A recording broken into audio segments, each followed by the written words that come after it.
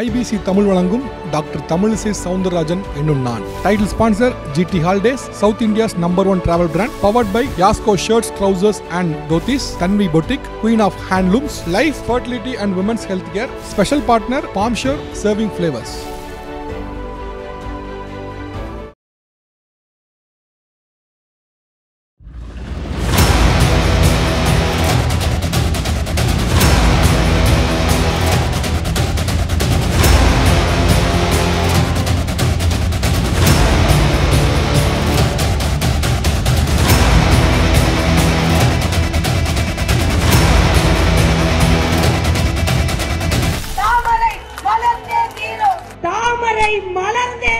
தோல்வி அடைந்தாலும் சரி, அடுத்த முறை தோல்வி அடைந்தாலும் சரி, எத்தனை முறை தோல்வி அடைந்தாலும் அந்த முகத்தில் ஒரு சின்ன சின்ன செட்பேக் இருக்குங்கிற செட்பேக்கே இல்லாமல் அப்படியே அதே கான்ஃபிடென்ட்டோட அடிக்கிறீங்களே. இந்த கான்ஃபிடென்ட் நடக்க முடியாதுன்றது கான்ஃபிடென்ட்டாவது இருக்கட்டுமே அப்படின்னு நான் நல்ல தலைவர்கள் வேண்டும் என்று நான் நினைத்தது உண்டு. ஒரு இளைஞராக, சுறுசுறுப்பானவராக, ஒரு நல்ல தம்பியாக நான் சொன்னேன், தம்பி நடத்துங்கள், அக்கா உடனிருப்பேன் என்று சொல்லியிருக்கிறேன். அதற்கான படம். நீங்கள் ஒரு அரசியலில் சீனியரா, அக்காவா, தம்பிக்கு ஒரு அட்வைஸ் சொல்ல என்ன சொல்லுவீங்க? மீண்டும் அந்த சீட்டில் எதிர்பார்க்கலாமா? கோவம் வருது, இப்பதான் சிரிக்கவே தெரிஞ்சுக்கணும். அவர் உங்களை பாசிசம்லாம் சொல்றாப்ல, ஆல்ரெடி உங்களை ஒரு தடவை பாசிசம்னு உங்களை பாசிசம் சொல்லப்போ உங்களுக்கு கோவம் வந்துருச்சு. என்னங்க அப்படி பண்றாரு? அவர் உங்களை பாசிசம் அப்படிங்கிறாப்ல. பாசிசம்னு சொல்றவர் பாசமுள்ள அக்கான்னு சொல்ல வேண்டிய காலமும் வரவுக்கு வேண்டிய இருக்கலாமலே, எப்படி சொல்ல முடியும்?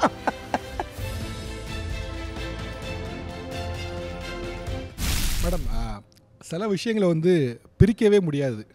ஒவ்வொருத்தவங்களுக்கும் ஒவ்வொன்று. தமிழ்நாடு அரசியல், சினிமா, இதை பிரிக்கவே முடியாது. அரசியல் சினிமாவும் தமிழ்நாட்டில் பிரிக்க முடியாது. இது போல் பல்வேறு விஷயங்களை பிரிக்கவே முடியாதுன்னு சொல்லலாம். அப்படி உங்ககிட்டேருந்து ஒரு விஷயத்தை பிரிக்கவே முடியாதுன்னா ஒன்று கணவர், இன்னொன்று என்னென்னா மீம்ஸ். உங்களே மீம்ஸையும் பிரிக்கவே முடியாது. ஒன்று அவங்க மீம்ஸில் அவங்கள ட்ரெண்ட் பண்ணிடுறாங்க, இல்லை நீங்கள் ஏதாவது ஒரு வகையில் மீம் கனெக்ட் ஆகிடுறீங்க. ஸோ உங்களுக்கும் மீமுக்கும் ஒரு பெரிய தொடர்பு இருக்குது. ஸோ இந்த டீம் ஒரு 4 எக்ஸ்க்ளூசிவ் மீம்ஸ் ரெடி பண்ணி வச்சுருக்காங்க. அந்த மீமுக்கும் உங்களோட ரியாக்ஷன் என்னன்னு தெரிஞ்சுங்க. Okay, first meme.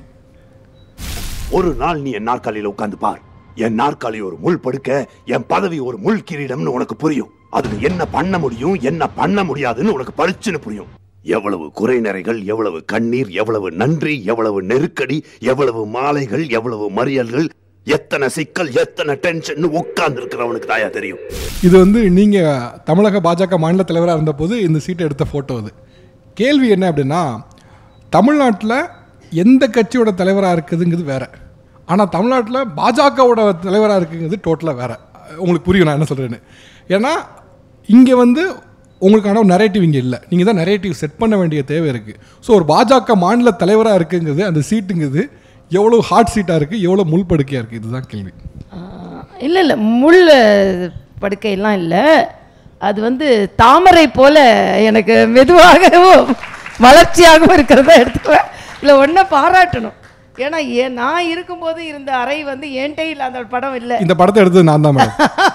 பரவாயில்ல. ஏன்னா இப்போ அது அறையே மாறி போச்சு, தலைவரும் மாறிட்டார், அறையும் மாறி போச்சு.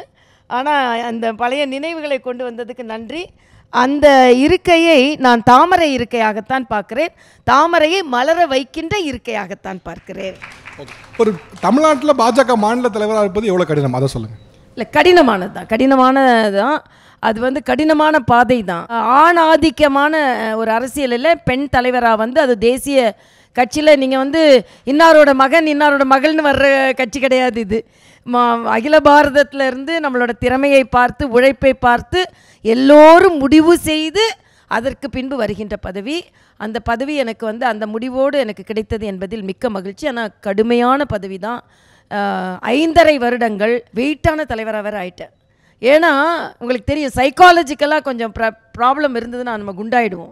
நீங்கள் ஏற்கனவே நான் தலைவர் ஆகும்போது இருந்த கேஜியை விட தலைவராக இறங்கும்போது வெயிட்டான தலைவராகிட்டேன். அதுவே எந்த அளவுக்கு டென்ஷனை நாம் ஏற்றுக்கொண்டோம் அப்படின்னு. நிறைய நேரங்களில் தூங்கா இரவுகள்.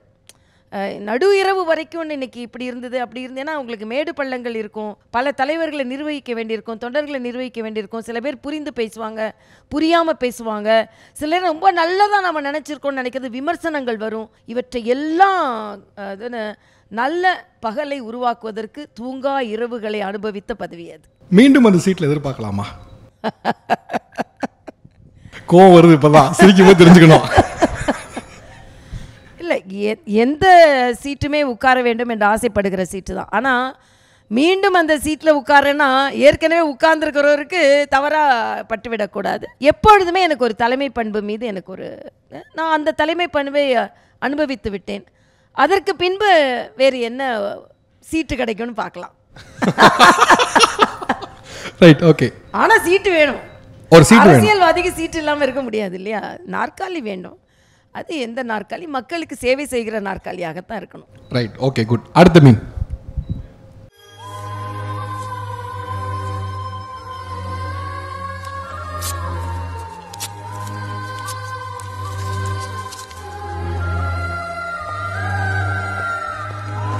நம்ம எந்த வேலை செய்கிறோங்கிறது முக்கியம் இல்லைங்க. செய்கிற வேலை மனசுக்கு பிடிச்சி செய்கிறோமா, அதான் முக்கியம். இங்கே சந்தோஷம் இருந்தால் எங்கே போனாலும் சந்தோஷம்தான். இங்கே சந்தோஷம் இல்லைன்னு வச்சுக்கோங்க, எங்கே போனாலும். கவர்னர் மாளிகையிலேருந்து நீங்கள் வெளில வர அந்த மொமெண்ட் வந்து எப்படி படையப்பா படத்தில் ஒரு ரொம்ப எமோஷனலான சீன் இருக்கும், அது போலான ஒரு மொமெண்ட்டாக இருந்ததா? ஆமாம், இதில் அந்த கவர்னரோட நல்ல மீம்ஸ் கிரியேட் பண்ணியிருக்காங்க. ஏன்னா கலராக இருந்தது இன்றைக்கி கருப்பு வெள்ளையாக எனது மனதில் பதிஞ்சிருச்சு. நீங்கள் அந்த போகிற இடம் அது ராஜ்பவனை விட்டு வர்ற மாதிரி நிர்வகிச்சிருக்கேன். ரொம்ப நல்ல இது. அதில் மிக அழகாக சொன்ன மாதிரி எல்லாம் மனதுக்குள்ளே தான் இருக்குது. நான் ஏற்கனவே சொன்ன மாதிரி அந்த சிம்மாசனத்தை விட மக்களின் சிம்மாசனம் எனக்கு பிடித்தமான சிம்மாசனம். ஆனால் நீங்கள் அந்த வளாகத்தை பார்த்தீங்கனாலே இதில் ஒரு பகுதி தான் அந்த ராஜ்பவனம். இதற்கு பின்னால் மிகப்பெரிய அரண்மனைகள் எல்லாம் உள்ளே இருக்குது. ஆக அதுலேயும் வெறுமையாக நடந்து வர முடியும், இதுலேயும் பெருமையாக நடந்து வர முடியும் என்பதை நான் காண்பித்து கொண்டே இருக்கேன். அன்னைக்கு இந்த படத்தை போட்டதோட இன்னொரு படம் போட்டிருந்தா சூப்பராக இருந்திருக்கும். பாண்டிச்சேரியில் நான் சல்யூட் பண்ணிட்டுருப்பேன். எல்லா போலீஸ் அஃபீஷியல்ஸும் லைனாக நிற்பாங்க, எனக்கு சல்யூட் பண்ணுவாங்க. ஸோ எனக்கு சல்யூட் பண்ணிட்டு இருந்த போலீஸ் அஃபீஷியல்ஸ்லாம் இன்றைக்கி என்னை சரவுண்ட் பண்ணிட்டுருக்காங்க. அந்த படம் இன்னும் சிறப்பாக இருந்திருக்கும். உண்மையிலே அது ரொம்ப அழகான படமாக இருக்கும். எல்லாரும் நிற்பாங்க, நான் சல்யூட் பண்ணுவேன், எல்லாரும் எனக்கு சல்யூட் பண்ணுவாங்க. என்னை சல்யூட் பண்ணுவார்களே, எனக்கு சரவுண்ட் பண்ணுறீங்களே நான் நினைத்து கொண்டு அது மாதிரி. ஆக்சுவலாக மீன் யோசிச்சுங்கப்பா, அழகான ஒரு மேட்ரு. ஓகே, அடுத்த மீன். தாமரை மலர்ந்தே தீரும், தாமரை மலர்ந்தே தீரும். கான்ஃபிடென்ட் வாழ்க்கையில் இந்த கான்ஃபிடென்ட் இல்லைன்னு வையேன், பிக் ப்ராப்ளம் வச்சு. எப்படி இந்த கான்ஃபிடென்ட்? அது இங்கே எண்ணிக்கை கொண்டு வரதுக்கு பல பேரோட முயற்சி இருந்திருக்கு. ஆனால் ஒரு முறை கூட தோல்வி அடைந்தாலும் சரி, அடுத்த முறை தோல்வி அடைந்தாலும் சரி, எத்தனை முறை தோல்வி அடைந்தாலும் அந்த முகத்தில் ஒரு ஐயோ சின்ன செட்பேக் இருக்கேங்கிற செட்பேக்கே இல்லாமல் அப்படியே அதே கான்ஃபிடென்ட்டோடய அடிக்கிறீங்களே, இந்த கான்ஃபிடென்ட் நடக்க முடியாதுன்றது கான்ஃபிடென்ட்டாவது இருக்கட்டுமே அப்படின்ற நம்பிக்கை எனக்கு வாழ்க்கையில் இன்றைக்கி நான் இந்த உயரத்தில் உட்கார்ந்துருக்கேன் அப்படின்னா அதுக்கு என் மீது இருக்கிற அசைக்க முடியாத நம்பிக்கை தான். மிக மிக அசைக்க முடியாத நம்பிக்கை. ஒரு சின்ன சாரு கூட தெரியாது. ஏன்னா நான் அந்த ரேகிங்லாம் முடிஞ்ச பிறகு தான் திருமணம் நடந்தது. நான் மருத்துவக் கல்லூரிக்குள்ள நுழையும் போது ரேகிங் ரொம்ப அதிகம். எல்லாரும் பயந்து பயந்து ஓடுவாங்க. சீனியர்ஸ்லாம் பிடிச்சிக்குவாங்க, பிடிச்சி கிண்டல் பண்ணுவாங்க, கேலி பண்ணுவாங்க, எதை வேணாலும் செய்வாங்க, என்னை கூப்பிடுவாங்க. அதுவும் நான் பிளைமவுத் காரில் போய் இறங்கின உடனே எங்களோட சிவபாண்டின்னு எங்களோட டிரைவர் பாடி கார்டு மாதிரி இருப்பார். உங்கள் அப்பா டிராகிங்காக பாடி கார்டோடு விட்டுருக்காரா, இங்கே வாம்பாங்க, புல்லை பிடுங்குவாங்க. பிடுங்க முடியாது, யாரோ ஒருத்தங்க சொன்னாதாங்க நான் பிடுங்க வைப்பேன். ஒரு நாள் சொன்னாங்க, உங்கள் அப்பா காங்கிரஸ், கருப்பு சேலை சிகப்பு சட்டை நாளைக்கு போட்டுட்டோன்னு. இல்லைங்க, அது முடியாதுங்க, நான் ஒருத்தங்க சொன்னாதாங்க செய்வேன் அப்படின்னு. எது சொன்னாலும் நான் செய்ய மாட்டேன். உடனே எங்கள் சீனியர்ஸ்லாம் எப்போவும் ஒரு வாரம் கழித்து இது அப்புறம் டீ வாங்கி கொடுத்து எல்லாம் ஃப்ரெண்ட்ஸ் ஆகிடுவோம். ஃப்ரெண்ட்ஸ் ஆகிறதுக்காக தான் இதெல்லாம் செய்கிறது. அப்போ என்கிட்ட கேட்டாங்க, எது செஞ்சாலும் ஒருத்தங்க சொன்னால் தான் செய்வேன், ஒருத்தங்க சொன்னால் தான் செய்வேன். உங்கள் அப்பாவானா? இல்லை, நான் நினச்சாதாங்க செய்வேன், நான் நினச்சாதான் அதை செய்வேன் அப்படின்னு சொன்னேன். ஆக நான் என்பது அகங்காரம் எனக்கு கிடையாது. நான் என்பது எனது தன்னம்பிக்கை. சின்ன வயதிலிருந்து என்னால் முடியாதுன்னு எதுவுமே கிடையாது. அதை முடிக்கிற வரைக்கும் நான் உருண்டு பிறண்டான்னு முடிப்பேன். அது தமிழகத்திலும் தாமரை வருவதற்காக அந்த உருண்டு பிறண்டு தாமரையை மலரச் செய்வேன். சின்ன வயதிலிருந்து அந்த தன்னம்பிக்கை வந்து மார்க் வாங்குறனோ இல்லையோ அந்த ரிப்போர்ட் ஷீட்டை எங்கள் அப்பாட்ட ரொம்ப தைரியமாக கொண்டு கேட்பேன். என் தங்கச்சியெல்லாம் கூட மார்க்கு அவெல்லாம் நல்லா படிப்பாங்க. First second rank third rank 10வது ரேங்க்னாலும் நான் படித்தேன், நான் எழுதினேன், இவ்வளோ தான் என்னோட ரேங்க். எல்லாத்தையுமே நான் துணிச்சலாக எதிர்கொள்கிறேன். நான் எதையுமே நான் மறைக்க மாட்டேன். பொய் சொல்கிற பழக்கமும் என்கிட்ட கிடையாது. எனக்கு இந்த ட்வீட்டில் சில பையன்கள் எல்லாம் எழுதும்போது இது சிரிப்பாக வரும். ரொம்ப நேர்மை, நாணயம், அதே நேரத்தில் தன்னம்பிக்கை. என்னோட தன்னம்பிக்கை யாரும் அடிச்சிக்க முடியாது. யாரான என்னை மகிழ்விக்கா துன்பப்படுத்த முடியும் என்றால் முடியாது. யாராவது என்னை சோர்வுபடுத்த முடியும் என்றால் என்ன முடியாது. யாராவது தேர்தலை தவிர வேறு எதுலையான என்னை தோல்வி அடைய செய்ய முடியும் என்றால் முடியாது. ஏனென்றால் எனது தன்னம்பிக்கை, அந்த தன்னம்பிக்கை தான் எனக்கு எல்லாவற்றிலும் வெளிப்படுகிறது. தமிழகத்தில் தாமரை மலர்ந்தே தீரும் என்ற தன்னம்பிக்கை நிச்சயமாக நம்பிக்கையாக மாற இருக்கிறது. சூப்பர். ஓகே, அடுத்த மீம். டீசல் விலை திடுக்கிட வைக்கிறது, பெட்ரோல் விலை பயமுறுத்துகிறது, கேஸ் விலை கவலைப்பட வைக்கிறது, மண்ணெண்ணெய் விலையோ மரண அடி கொடுக்கிறது.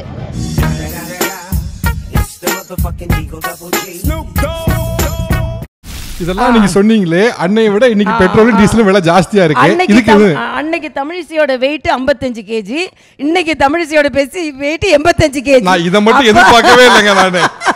அப்போ பெட்ரோல் விலை கேட்டா நீங்க உங்க வெயிட்ட சொல்றீங்க. நான் சொல்றேன். அப்ப தமிழிசை 55 கேஜா இருக்கும்போது அந்த பெட்ரோலே ஏறினது, 85 கேஜா இருக்கும்போது இந்த பெட்ரோல் தேவையா இருக்குது. ஆக காலம் மாறும் பொழுது இந்த பெட்ரோல் விலையும் ஏறுகிறது என்பதைத்தான் சொல்ல ஆசைப்படுகிறேன். இதே பிரச்சனை தானே காங்கிரஸ்க்கு இருந்திருக்கும். அப்ப நம்ம என்னெல்லாம் சொன்னோம் அப்படின்னு இல்லையா? அவங்க 55 கேஜா இருக்கும்போது 65 கேஜிக்கு வேலை செஞ்சா நாங்கள் என்ன பண்ண முடியும்?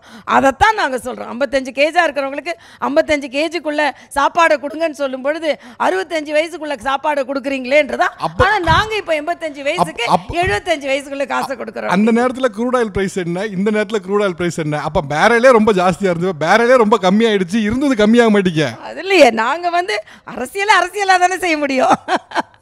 அதுல உள்ள எதுகை மோனையை பார்த்துட்டு விட்டுருங்க, விலையை பார்க்காதீங்க. ஒரு தத்துவம் சொன்னா அது உள்ள ஆராயாதரா, அப்படியே தத்துவம்னா என்ஜாய் பண்ணிட்டு போயிரு. மண்ணெண்ணெய் மரணடி கொடுக்கறதுல அந்த மாமா அழகா கேட்டுட்டு விட்டுட்டு போயிடுங்க, விலையை பார்க்காதுங்க. பாவம். Alright, okay. தமிழிசை அவருடைய வாழ்க்கையை ஒரு பயோபிக்காக எடுத்தா இந்த 4 நடிகைகளில் யாரை சூஸ் பண்ணுவீங்க? உங்களோட சாய்ஸ் யாரா இருக்கும்? கீர்த்தி சுரேஷ், நித்யா மேனன், ஐஸ்வர்யா ராஜேஷ், நயன்தாரா.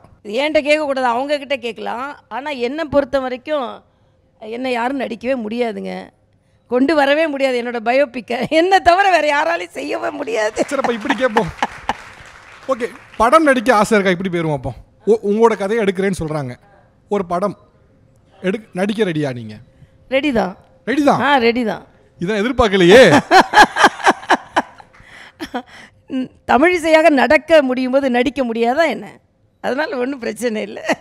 சரி, ஓகே. இன்கேஸ் உங்களோட சாய்ஸ் யாரா இருக்கும் இந்த 4 பேர்ல? எனக்கு உங்களை பற்றி நிஜமாவே நான் சினிமா பார்க்கறது இல்லைனால எனக்கு தெரியாது யார் யார் எப்படி நடிப்பாங்க அப்படின்னு. நீங்களே நடிக்கன்னு சொல்லுக்கு அப்புறம் வேற என்ன பண்ண முடியும்? அதான் என்ன பண்ண முடியும்?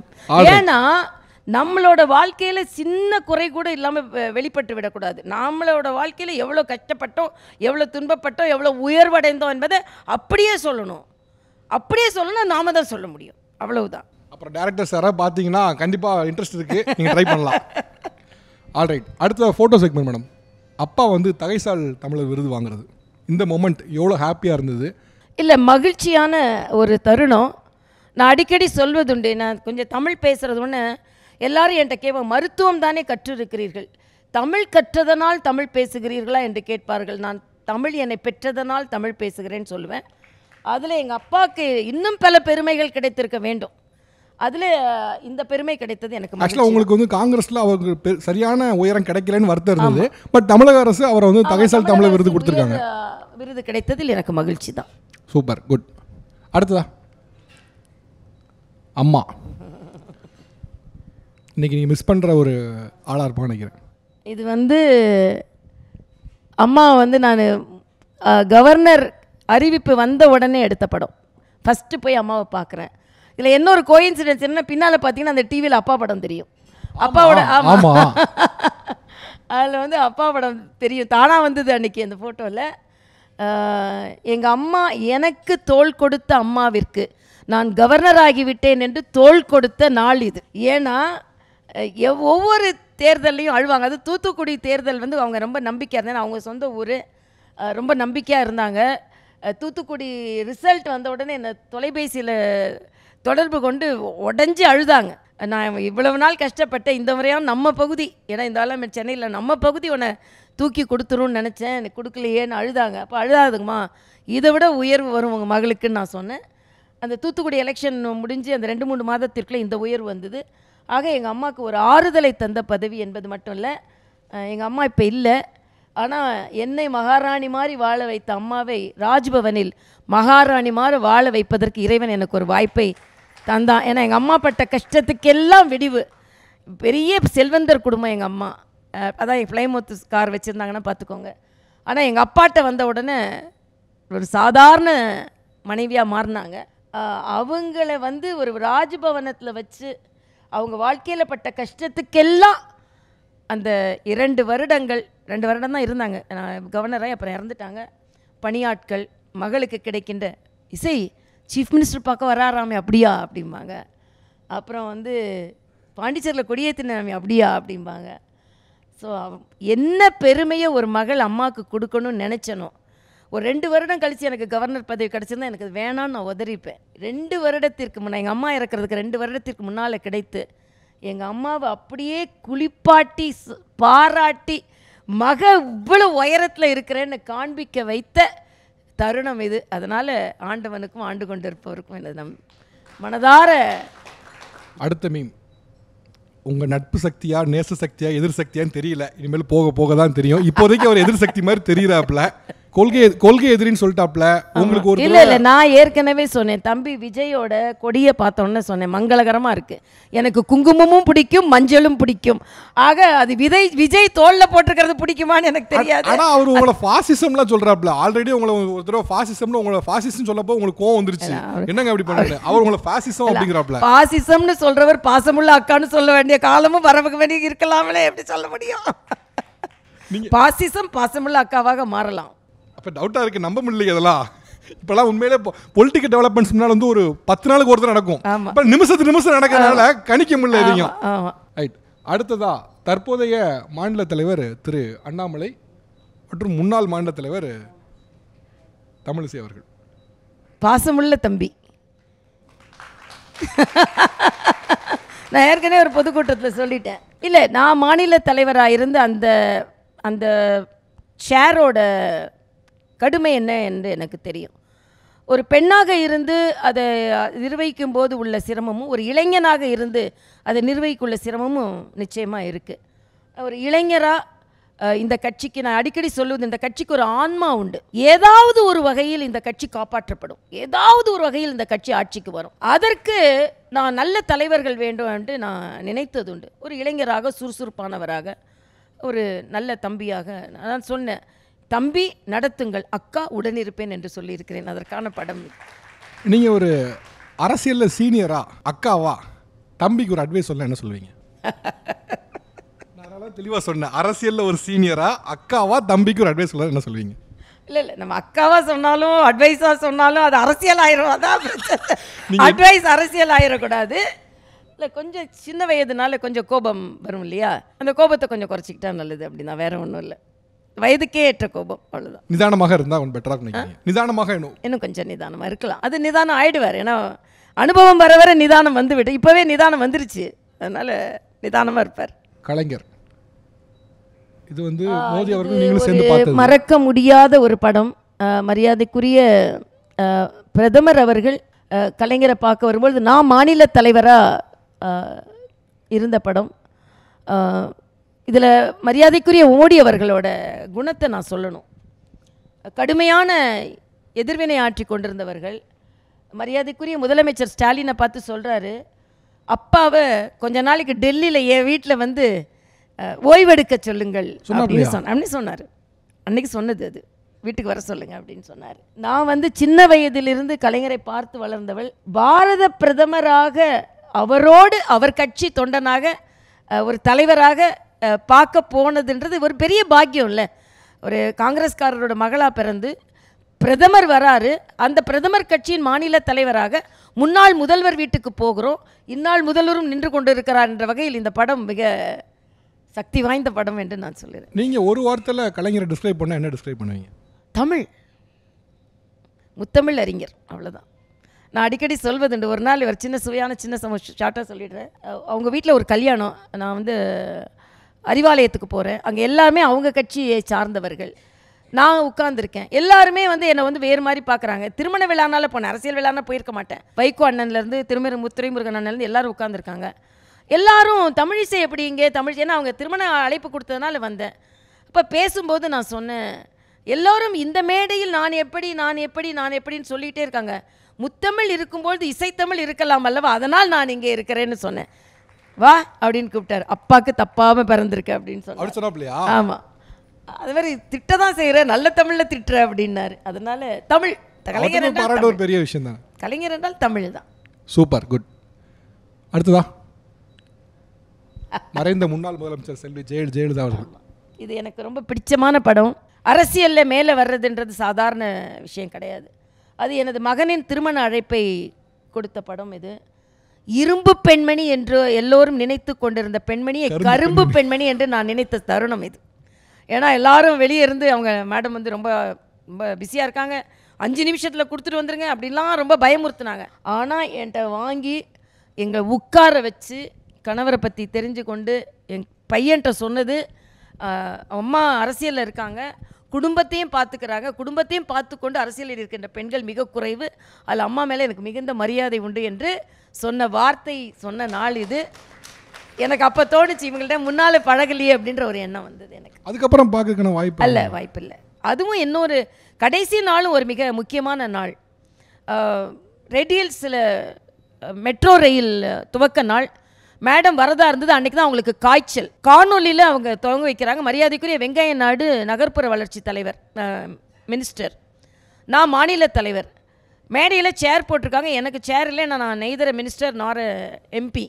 நான் பிளாட்ஃபார்மில் கீழே உட்காந்துருக்கேன். அம்மா காணொலியில் பார்க்குறாங்க, நான் கீழே உட்காந்துருக்கேன். அவங்கள மேடையில் உட்கார சொல்லுங்கன்னு சொல்கிறாங்க. அவர் ஜவஹர் ஐஏஎஸ்ன்னு நினைக்கிறேன். ஓடி, அவர் பேர் ஞாபகம் இல்லை, அப்படி ஞாபகம் இருக்குது. ஓடி வராரு, வந்து மேடையில் உட்கார சொல்கிறாங்க. இல்லை இது அரசாங்க விழா, நான் கட்சி தலைவராக நான் உட்கார மாட்டேன், நான் எம்பியும் இல்லை மினிஸ்டரும் இல்லைன்றேன். இல்லை நீங்கள் உட்காரலன்னா அம்மா கோச்சிக்குவாங்க அப்படின்னு சொல்லி நான் மறுக்கிறேன். அவங்க திருப்பி போய் சொல்கிறாங்க, இல்லை உட்கார சொல்லுங்கன்னு சொல்கிறாங்க. நான் தானே இந்த நிகழ்ச்சியை நடத்துகிறேன், உட்கார சொல்லுங்கன்னு சொல்கிறாங்க. கடைசியில் என்னை மேடையில் அமர வைத்த தலைவி அவர்கள். வேறு கட்சியாக இருந்தால் கூட அது ஒரு பெண் தலைவருக்கு தான் ஒரு தலைவர் கீழே உட்கார்ந்துருக்கிறதோட வலி தெரியும். என்னை மேடையில் அமர வைத்து அதுக்கப்புறம் அதுதான் அவங்களோட கடைசி நிகழ்ச்சி. அப்புறம் அவங்கள வந்து நான் அப்போலோவில் வேறு மாதிரி தான் பார்த்தேன். ஒரு ஒரு ஒரு பெண்களுக்கெல்லாம் ஒரு முக்கியமான ஒரு தலைவி. அடுத்ததாக இன்றைய அதிமுகவுடைய பொதுச்செயலர் திரு எடப்பாடி கே பழனிசாமி அவர்கள் இருக்காங்க. அதே போல் திரு ஓ பன்னீர்செல்வம் அவர்கள், பியூஷ் கோயல் அவர்கள் எல்லோரும் இருக்காங்க. நீங்களும் கூட. எனக்கு இதை அப்போ வந்து நான் மாநில தலைவர், கூட்டணி அமைந்ததற்கான அச்சாரம் என்று கூட்டணி அமைந்து மரியாதைக்குரிய எடப்பாடி அண்ணனும் நானும் கையெழுத்திட்ட நாள். இதுவே எனது வாழ்க்கையில் மிகப்பெரிய நாள் தான். ஆனால் இதில் அண்ணன் ஓபிஎஸும் இருக்கார், அண்ணன் இபிஎஸும் இருக்கார். நான் வந்து இவங்க 2 பேரும் இணைந்தது அன்றைக்கி ஒரு ட்வீட் போட்டேன். அந்த ட்வீட்டை இங்கே நான் பதிவு பண்ணுறேன். அதிமுக அண்ணன் இபிஎஸும் ஓபிஎஸும் ஒன்றாக இருக்க வேண்டும் என்பது அம்மாவின் ஆசை, அமாவாசை என்று நிறைவேறின்றதுன்னு போட்டேன். அதனால் இப்படிப்பட்ட ஒரு மாற்றுக் கட்சியினரும் சேர்ந்து அரசியல் செய்வது ஒரு ஆரோக்கியமான சூழ்நிலை என்று நான் நினைக்கிறேன். 2026 இப்படியான ஒரு ஃபார்மேஷனை எதிர்பார்க்கலாமா? ஏன்னா இப்போ வந்து ஆல்ரெடி ஓபிஎஸ் அவர்கள் இபிஎஸ் அவர்கள் ஃபேக்ஷன் பிரச்சனை இருக்குது. நீங்களும் அவங்களுக்கு கூட இப்போ கூட்டணியில் இல்லை. நினைக்காதது நடக்கலாம், நடக்க முடியாதது நடக்கலாம், எது வேண்டுமானாலும் நடக்கலாம். பிடியே கொடுக்க மாட்டீங்களே. எல்லாம் மேலிருந்து ஆணை வரும், அதன்படி நடக்கலாம், அவ்வளோதான். சரி, அப்போ ஆப்ஷன் இல்லைன்னு சொல்ல முடியாது, வாய்ப்பு இருக்கு. இல்லை, அரசியலில் இல்லை என்றும் சொல்ல முடியாது, இருக்கிறது என்றும் சொல்ல முடியாது, எல்லாத்துக்கும் ஆப்ஷன் இருக்குது. சிறந்த பேச்சாளர் தைரியசாலி. 8% வாக்குகளை தனி மனிதனாக நின்று வாங்குகின்ற அளவிற்கு அவருக்கு துணிச்சல் இருக்கிறது. பேச்சில் இன்னும் கொஞ்சம் பெண்களை பற்றி பேசும்போது கொஞ்சம் நிதானம் இருக்கலாம் அப்படின்றது எனது கருத்து. அவர் பெரியார எதிரின்னு சொல்கிறாருல்ல, அதை நான் எடுத்துக்கிறேன். எது நல்லதோ அதை நாங்கள் எடுத்துக்கிறோம், எது நல்லது இல்லையோ அதை நாங்கள் எடுத்துக்க முடியாது. ஆனால் அவரை பொறுத்த மட்டும் எனக்கு, நான் ஏற்கனவே சொன்ன மாதிரி, அந்த ஒரு பிரிவினையே பேசாமல் பரிவோடு பேசி பெண்களை பற்றி இன்னும் கொஞ்சம் நாகரிகமாக பேசியிருந்தா சிறப்பாக இருக்குன்றது எனது கருத்து. அதுவும் சொன்னார். அதுக்கப்புறம் தூத்துக்குடியில் அம்மா எதுவும் கொடுக்காம இல்லைன்னா அவங்க ஜெயிச்சிருப்பாங்கன்னு சொன்னால் அந்த மாதிரி நல்ல கருத்துக்களையும் சொல்கிறார். அதனால் ஒரு சகோதரனாக நல்லதே எடுத்துக்கொள்வோம், வேண்டாததை விட்டு விடுவோம், அவ்வளோதான். நிறைய விஷயங்கள் பேசணும். இப்போ உங்களோட சின்ன இன்ட்ராக்ஷனுக்காக நம்மளோட 2 பத்திரிகையாளர்கள் வந்திருக்காங்க. அவர்கள் சில கேள்விகளை முன்வைக்க விரும்புகிறாங்க. வணக்கம் மேடம். மேடம், ஒரு நம்ம மாநில கட்சிகளை பொறுத்தளவில் இப்போ திமுகனா அதுக்கு ஒரு தலைவர்னா வாழ்நாள் பூரா அவர் தான் தலைவர். அதிமுகனா எம்ஜிஆர் இருக்க வரைக்கும் எம்ஜிஆர், ஜெயலலிதா இருக்க வரைக்கும் அவர். அதே மாதிரி ஒரு நிரந்தர தலைமை போயிட்டே இருக்குது. இந்த தேசிய கட்சிகளுக்கு அப்பப்போ மத்திய தலைமை வந்து தலைமையை மாற்றிக்கிட்டே இருக்குது. ஒரு 3 வருடங்களுக்கு நீங்கள் ஒரு ரோட்டில் இதுதான் வெற்றியை நோக்கி பாதைன்னு சொல்லி போயிட்டே இருக்கீங்க. உங்களை மாற்றினோன்னிக்க இன்னொருத்தர் அடுத்து வர்றவர் இல்லை இந்த பாதை இல்லை இந்த பாதை தான் வண்டி இந்த பக்கம் ஓட்டிகிட்டு போகிறாரு, அடுத்து வர்றவர் இந்த பக்கம் ஓட்டிகிட்டு போகிறாரு.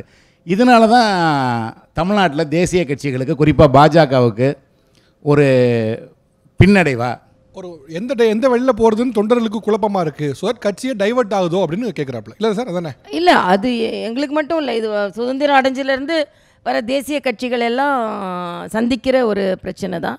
ஆனால் அதுக்கு இப்பொழுது வருகின்ற ஒரு தீர்வு வரும்னு நான் நினைக்கிறேன். ஏனென்றால் ஒரு புரிதல் இல்லாமல் இருந்தது தேசிய கட்சிகளை பற்றி. இப்போ நீங்களே கேட்டீங்க, இப்போ வந்து காவிரி பிரச்சனைனா நாங்கள் அங்கே வேறு மாதிரி பேச வேண்டியிருக்கோம், இங்கே வேறு மாதிரி பேச வேண்டியிருக்கோம். ஆக ஒரு புரிதல் இல்லாமல் இருந்தது. சகோதரர் இவங்க சொல்லும்போது என்ன சொன்னாங்கன்னா, இந்த பக்கம் ஓட்டிகிட்டு போனாங்க, அப்புறம் அந்த பக்கம் ஓட்டிகிட்டு போனாங்க, இதே என்ன சொன்னது, இந்த பக்கம் ஓட்டிகிட்டு போனாங்க அப்படின்னு சொன்னாங்க. அப்படி ஓட்டிகிட்டு போய் இப்படி ஓட்டிகிட்டு போய் இப்படி ஓட்டிகிட்டு போனாலும் ஓட்டை நோக்கி ஓட்டிகிட்டு போனோம்னா நாங்கள் வெற்றி பெற்றுருவோம். ஆக நம்ம ஓட்டை நோக்கி ஓட்டி போடுற எந்த தலைவராக இருந்தாலும் ஓட்டை நோக்கி ஓட்டி போடுறோன்ற ஒரு எண்ணம் எங்களுக்கு வந்துருச்சு. அதனால் நிச்சயமாக நாங்கள் ஆக்சுவலாக அவரோடது என்னென்னா, இப்போ தவறான வழியில் எவ்வளோ தூரம் போனாலும் அது வேஸ்ட் தானே. நீங்கள் போயிட்டு வர செலவு தான் டைம் ஜாஸ்தி ஆகும். ஸோ அதனால் தவறான வழியில் போயிடக்கூடாது. இப்போ ஒருத்தரம் பண்ணும்போது ஒருத்தங்க சரியாக லீட் பண்ணலாம், ஒருத்தன் தவறாக லீட் பண்ணலாம். ஸோ அப்போ தவறான வழியில் எங்கேயா போயிடுச்சு இல்லை, அப்படி போகிறதுக்கு வாய்ப்பு இல்லை. அதனால தான் நான் சொன்னேன், இப்போ தம்பி தலைவராக இருக்கார், அக்கா உறுதுணையாக இருக்கிறேன் அப்படின்னு சொன்னேன். சமீபத்தில் கூட நான், முருகன், அண்ணாமலை 3 பேரும் ஒரு நிகழ்ச்சியில் கலந்து கொண்டோம். அப்போ ஒருத்தர் எனக்கு தொலைபேசியில் தொடர்பு கொண்ட, பரவாயில்லையே 3 தலைவரும் ஒன்றா போயிட்டீங்களே அப்படின்னு சொன்னாங்க. ஆக ஒருவருக்கு ஒருவர் காம்ப்ளிமெண்ட்டாக, கான்ட்ரடிக்டரியாக இல்லாமல் காம்ப்ளிமெண்ட்ரியாக எல்லாரும் ஒன்றா இருந்தால் நிச்சயமாக நாங்கள் நினைக்கின்ற அந்த கோட்டையை அடைய முடியும். அது இதற்கு முன்னால் இருந்த வழிவகையை விட இப்பொழுது வருகின்ற தலைவர்கள் எல்லோரும் ஒன்றாக பயணிக்க நினைக்கும் பொழுது மத்திய தலைமைக்கு இங்கே உள்ள பிரச்சனைகளை நாங்கள் முற்றிலுமாக எடுத்து சொல்லி, தேசிய தலைமை இப்படி இருக்கும்போது மாநிலத்துக்கு நாங்கள் இப்படி நடக்கணும்னு சொல்லும்பொழுது அதை அவர்களும் கேட்டுக்கொள்ளும் பொழுது மாற்றங்கள் வருவதற்கு வாய்ப்பு இருக்கிறது. அதனால் தேசிய தலைமை தேசிய கட்சிக்கு மாற்றமே கொண்டு வர முடியாதுன்னு அப்படி ஓடி போயிடுவாங்க, அப்படி ஓட்டிடுவாங்க, இப்படி ஓட்டிடுவாங்க, அப்படி ஓட்டிடுவாங்க நீங்கள் நினைக்க வேணாம். ஓட்டை நோக்கி ஓட்டி நாங்கள் கோட்டையை நோக்கி போய்விடுவோம் என்பதை நான் தெரிவித்துக் கொள்கிறேன். அடுத்த கேள்வி வந்து புதுச்சேரியிலேருந்து பத்திரிகையாளர் திரு சுவாமி அவர்கள். வணக்கம் அக்கா, நீண்ட நாட்களுக்கு பிறகு உங்களை சந்திக்கிறோம். புதுச்சேரி ராஜ்நிவாஸில் முதல்ல தமிழில் பதவியேற்றுக்கிட்டது அக்கா மட்டும்தான், வேறு யாரும் அதுக்கு முன்னாடி பதவியேற்றுக்கல. அதனால் இந்த சிறப்பான இந்த தலைப்பை வச்சதுக்காக உங்களுக்கு ஒரு நன்றி. நன்றி. இன்னொரு தகவல் என்னென்னு கேட்டிங்கன்னா, எல்லா ஆண்களுக்கு பின்னாலும் ஒரு பெண் இருப்பாங்கன்னு சொல்லுவாங்க. அக்காவுக்கு பின்னால் 2 ஆண்கள், அவங்க அப்பா ஒன்று, 2வது அவங்க கணவர் ஒன்று. இவங்க 2 பேரோட ஆக்கம் ஊக்கம் வந்து அக்கா இந்த அளவுக்கு ஒன்றா சேர்த்துருக்கு. அதுக்காக அவங்க 2 பேருக்கு என்னுடைய வாழ்த்துக்கள். உங்களுக்கு கேள்வி சார். அக்கா, நீங்கள் வந்து புதுச்சேரியில் பணியாற்றின காலத்தில் ரொம்ப வந்து உங்கள் மனம் வந்து பல விதமான அரசியல்வாதி கூட பழகியிருக்கீங்க. ரொம்ப மகிழ்வான தருணம் இது, உங்களை ரொம்ப சிரமப்படுத்தின தருணம் இது. குறிப்பாக வந்து புதுச்சேரி வளர்ச்சிக்காக நீங்கள் எவ்வளோ செய்யணும்னு ஆசைப்பட்டீங்க. சில நிகழ்ச்சிகளை சில வந்து வசதிகளை உங்களால் செய்ய முடியல. ஒரே ஒரு வசதியை உங்களை நான் குறிப்பிட்ட சொல்கிறேன். அந்த எங்களுடைய விமானத்தில் ஓடுபாதையை வந்து பெருசாகணும் நீங்களும் பலமுறை முயற்சி எடுத்துங்க, செய்ய முடியல. அது பண்ண முடியாமல் போனதுக்கான காரணங்கள் என்ன? உங்களை ரொம்ப மகிழ்வாக இருந்த தருணம் இது, உங்களை ரொம்ப சங்கடப்படுத்தின தருணம் இது. என்ன மாதிரியான மாறுதலை வந்து புதுச்சேரி கொண்டாந்தால் நல்லா இருக்குங்கிற ஒரு கவனத்தை சொல்லுங்கள். இது பெரிய கேள்வி, நான் சுருக்கமாக சொல்லிடுறேன். இன்றைக்கி கூட புதுவையும் தெலுங்கானாவும் எனக்கு மனதுக்கு மிகுந்த நெருக்கமான 2 மாநிலங்கள். ஏதாவது ஒரு வகையில் புதுவைக்கும் தெலுங்கானாவுக்கும் என்னோட பங்கு இருக்கணும்னு நான் இன்றைக்கும் நினைக்கிறேன். ஏன்னா வேற்று மாநிலத்திலேருந்து வந்த ஒரு பெண்ணை அப்படியே ஒரு சகோதரியாக ஸ்வீகரித்து கொண்ட 2 மாநிலங்கள். ஒரு ஆளுநருக்கு இந்த அளவுக்கு அன்பு இந்த 2 மாநிலங்களும் கிடைத்திருக்குமான்னு எனக்கு தெரியாது. தெலுங்கானாலையும் நான் அக்கா தான், புதுச்சேரிலையும் நான் அக்கா தான். தமிழ்நாடு மட்டும் என் அக்கான்னு சொல்லலை, புதுச்சேரியும் அக்கான்னு தான் சொல்லுவாங்க, அங்கேயும் அக்கான்னு தான் சொல்லுவாங்க. புதுச்சேரியை பொறுத்த மட்டும் நெகிழ்வான தருணம் என்பது 3 மாதங்கள் ஆளுநர் ஆட்சி இருந்தது. அப்போது ஜனாதிபதி ஆட்சி இருந்தது, அப்போ அரசாங்கம் இல்லை. ஆனால் அந்த நேரத்தில் கரோனா உச்சத்தில் இருந்தது. அந்த நேரத்தில் புதுச்சேரி மக்களுக்கு என்னால் சேவை செய்ய முடிந்தது. தமிழகத்தை விட புதுச்சேரியில் கண்ட்ரோல் அதிகமாக இருந்தது. கோயிலெலாம் திறந்திருந்தது, கோயிலில் கண்ட்ரோலோடு நாங்கள் திறந்திருந்தோம். மருத்துவர்கள் முற்றிலுமாக நோயாளிகளை காப்பாற்றி கொண்டிருந்தார்கள். அதற்கு மருத்துவராக எனது பணி இருந்தது. கொரோனா நேரத்தில் பிபி கிட் போட்டுட்டு மருத்துவமனைக்கு போனதாக இருக்கட்டும், ராம்டெசிவிரை கொண்டு வந்ததாக இருக்கட்டும், வியாழக்கிழமை எல்லா அந்த ஜிப்மர் மருத்துவமனை மருத்துவர்கள், அரசாங்க மருத்துவமனை மருத்துவர்கள், தனியார் மருத்துவர்கள் எல்லாரையும் கூட்டம் போட்டு கொரோனா எந்த விதத்திலும் புதுச்சேரியை பாதித்து விடக்கூடாது என்று தீவிரமாக பணியாற்றி கொரோனாவை வெற்றி கண்ட தருணம் எனக்கு மகிழ்ச்சியான தருணம் புதுச்சேரியில். நெகிழ்வான தருணம் என்பது புதுச்சேரியில் நான் கிளம்பி கொண்டிருக்கிறேன். திடீரென்று ஆட்டோவில் 3 குழந்தைகள் அடிபட்டு அன்கான்ஷியஸாக மருத்துவமனையில் அட்மிட் பண்ணுறாங்க. அந்த 2 குழந்தைகளோட அம்மா நாங்கள் சென்னைக்கு எடுத்து போயே ஆகணும் அப்படின்னு நினைக்கிறாங்க. நான் சொன்னேன், இல்லை, புதுச்சேரி அரசாங்க மருத்துவமனை சிறந்த மருத்துவமனையாக இருக்கிறது, நீங்கள் சென்னைக்கு எடுத்துகிட்டு போகிறதுக்குள்ள குழந்தைங்க உயிர் போயிடும். இல்லை, அரசாங்க மருத்துவமனை எங்களுக்கு நம்பிக்கையே இல்லை, நாங்கள் இந்த குழந்தைங்களை எடுத்துகிட்டு போய் தான் ஆவோன்றாங்க. அரசாங்க மருத்துவமனை மருத்துவர்கள், மேடம் இனிமேல் நீங்கள் இன்டர்ஃபியர் பண்ணாதுங்க, ஏதாவது பிரச்சனை ஆச்சுன்னா குழந்தைங்களுக்கு எதாவது ஆச்சுன்னா நம்மளை ப்ளேம் பண்ணுவாங்க, நீங்கள் இவ்வளவு ஸ்டப்பானாக நீங்கள் இருக்கணும். நான் சொன்னேன், குழந்தைகள் உயிர் தான் எனக்கு முக்கியம், எனக்கு பேர் முக்கியம் இல்லை. மருத்துவர் என்ற முறையில் இந்த குழந்தைங்களை இவங்க இங்கேருந்து எடுத்துகிட்டு போனாங்கன்னா குழந்தைங்களோட உயிரை காப்பாற்றவே முடியாது. அதே நேரத்தில் இங்கே உள்ள மருத்துவர்கள் காப்பாற்ற முடியும்னு நினைவு தப்பிய குழந்தைகள், தலை முழுவதும் இரத்த காயம் இருந்த குழந்தைகள், 3 மருத்துவர்களை கூப்பிடுறேன். நீங்கள் சென்னைக்கு எடுத்துகிட்டு போகிற மருத்துவமனையில் இதே படிப்பு படித்த டிஎம் நியூராலஜி படித்தவங்களும் நியூரோ சர்ஜரி தான் இருப்பாங்க. 3 மருத்துவர்களை நாங்கள் புதுவையில் வைத்திருக்கிறோம். இவங்க சர்ஜரி பண்ணுவாங்க, நிச்சயமாக உங்கள் குழந்தைகளை காப்பாற்றுவார்கள். இந்த இடத்திலிருந்து குழந்தைகளை எடுத்துகிட்டு போனீங்கன்னா குழந்தைகள் உயிருக்கு நான் கேரண்டி சொல்ல முடியாது. இல்லை டாக்டர், நாங்கள் அரசாங்க மருத்துவமனை மேலே நம்பிக்கை இல்லை, நம்பிக்கை வைத்து நீங்கள் உடனே சர்ஜரிக்கு ஒப்புக்கொள்ளுங்கள் என்று சர்ஜரி செய்தார்கள். அந்த குழந்தைகள் ஆக மலர்கள் போல இன்று பிழைத்து எழுந்து அந்த மொட்டை தலையோடு என்னை வந்து வாழ்த்தியது இருக்குது. அந்த அம்மா அப்பா என் காலில் விழுந்தது பாருங்கள். அரசாங்க மருத்துவமனைகளில் கூட நல்ல மருத்துவத்தை கொடுக்க முடியும் என்பதை புதுச்சேரியில் ஆளுநராக இருந்து மருத்துவராக இருந்து மேம்படுத்தியதை நான் எனது பெருமையாக கருதுகிறேன். மிக நெகிழ்வான தருணம். இப்படி நிறையா சொல்லலாம். புதுச்சேரியை பொறுத்த வரைக்கும் இது நெகிழ்வான தருணம். ராஜ்பவனிலிருந்து லேப்டாப் டொனேட் செய்திருக்கிற அதில் ஒருவர் தான் அந்த தம்பி. இதில் பல பேர் பலனடைந்திருக்கிறார்கள். இதை ஒரு நாள் நான் அண்ணன் ரங்கசாமிகிட்ட சொல்லிட்டு இருந்தேன், புதுவை முதலமைச்சர்கிட்ட. நான் இதை மாதிரி டொனேட்டட் டிவைஸ் நாங்கள் ஒன்று வச்சுருக்கேன், இப்போ லேப்டாப் ஒரு 30 லேப்டாப்பை கொடுத்துட்டு வரேன்னு. அதில் உதித்தது தான் +2 மாணவர்களுக்கு லேப்டாப் கொடுக்கலான்னு ஒரு திட்டம் போட்டு அதில் முதல் லேப்டாப்பையும் ராஜினாமா செய்வதற்கு முன்னால் என் கையால் கொடுத்து விட்டு வந்திருக்கிறேன். ஐபிசி தமிழ் வழங்கும் டாக்டர் தமிழிசை சவுந்தரராஜன் என்னும் நான். Title sponsor GT Holidays, South India's #1 travel brand, powered by Yasco shirts, trousers and dhotis, Tanvi Boutique, Queen of Handlooms, Life Fertility and Women's Healthcare, special partner Palmshire Serving Flavors.